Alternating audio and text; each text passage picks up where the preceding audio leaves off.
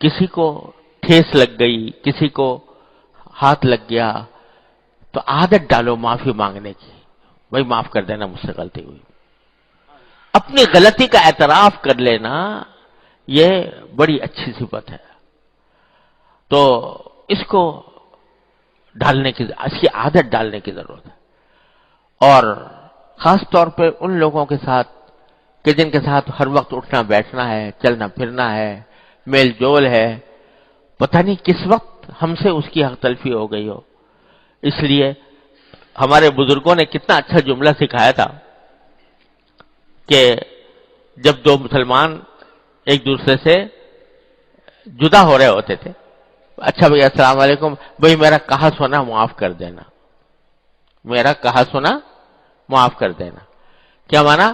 کہ میرے منہ سے کوئی بات ایسی نکل گئی ہو کہ جو آپ کے لیے ناگوار ہو، تکلیف پہنچی ہو، اس کو معاف کر دیجئے. اسی طرح یعنی کہا سنا میں در حقیقت بہت ساری چیزیں آ جاتی ہیں. غیبت اس میں ہر طرح کی چیز، اور غیبت ایسی بلا ہے کہ آدمی بسا اوقات ارادہ نہیں ہوتا غیبت کرنے کا، لیکن اللہ بچائے مجلس میں بیٹھا ہے اور منہ سے نکل گیا کوئی جملہ، وہ غیبت ہو گیا. غیبت ہو گیا، زنا سے بدتر جرم ہو گیا، اشد من الزنا، منہ سے نکل گیا. تو اس لیے کہیں نہ کہیں جا کے آدمی پھنس جاتا ہے. تو اپنے وہ لوگ کہ جن کے ساتھ اٹھنا بیٹھنا ہو، جن کے ساتھ میل ملاقات ہے، جن کے ساتھ میل جول ہے، وقتاً فوقتاً ان سے معافی مانگتے رہنا چاہیے کہ اللہ تبارک بھائی جو کچھ مجھ سے کچھ غلطی ہوئی معاف کر دینا. اس میں کبھی معافی مانگنے میں کبھی تأمل نہ کرنا چاہیے، کبھی یہ نہ سوچنا چاہیے کہ بھئی اس سے میری سبکی ہو جائے گی، اس سے میری ذلت ہو جائے گی. ارے کچھ بھی ذلت نہیں ہوگی. ذلت تو اس میں ہے کہ تم جب اللہ تعالیٰ کے سامنے پہنچو تو تمہارے نامہ اعمال کے اوپر لوگوں کی حق تلفیاں ہوں. ذلت اس میں ہے جب اللہ تبارک و تعالیٰ، وہ جو حدیث میں آتا ہے کہ آپ نے نبی کریم صلی اللہ علیہ وسلم نے پوچھا صحابہ کرام سے کہ مفلس کون ہے؟ مفلس کون ہے؟ صحابہ کرام نے عرض کیا کہ یا رسول اللہ مفلس وہ ہے جس کے پاس نہ سونا ہو نہ چاندی ہو، دینار درہم نہ ہو. فرمایا نہیں، مفلس وہ ہے جو نیکیوں کے انبار لے کر گیا اللہ تبارک و تعالیٰ کی بارگاہ میں، نمازیں، روزے، تلاوت، قرآن، ذکر، تسبیح، خدا جانے کیا کچھ وہ لے کر گیا، لیکن اصحاب حقوق آ گئے جن کی حق تلفیاں کی تھیں. تو کوئی اس کے نمازیں لے کے چلا گیا، کوئی اس کے روزے لے کے چلا گیا، کوئی اس کی تلاوت لے کے چلا گیا، یہاں تک کہ خالی ہو گیا. اور پھر بھی حقوق باقی رہے تو لوگوں کی برائیاں اس کے گلے ڈال دی گئیں.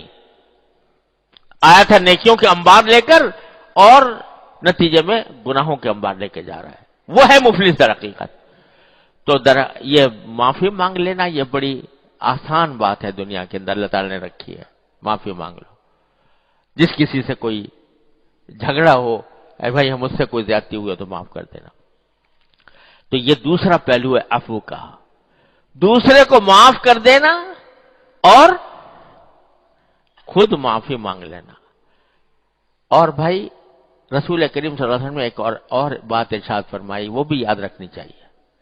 اگر کوئی مسلمان سچے دل سے معافی مانگ رہا ہو تم سے، تمہاری اس نے کوئی حق تلفی کی اور سچے دل سے بعد میں اس کو ندامت ہو رہی ہے، پشیمانی ہے، ندامت اور پشیمانی کے ساتھ تم سے معافی مانگ رہا ہے کہ بھائی مجھے معاف کر دینا، میں نے وہ جو کام تمہارے ساتھ کیا تھا وہ مجھ سے غلطی ہوئی تھی، میں نے تمہاری حق تلفی کی، اللہ کے لیے مجھے معاف کر دو.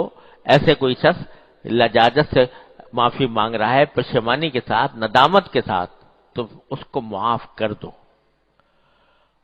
اور بظاہر کتنا ہی سنگین اس نے معاملہ کیا ہو لیکن معاف کر دو. اور بعض روایتوں میں یہ فرمایا کہ اگر معاف نہیں کرو گے تو اللہ تبارک و تعالیٰ سے بھی معافی کی امید نہ رکھنا. اللہ بچائے.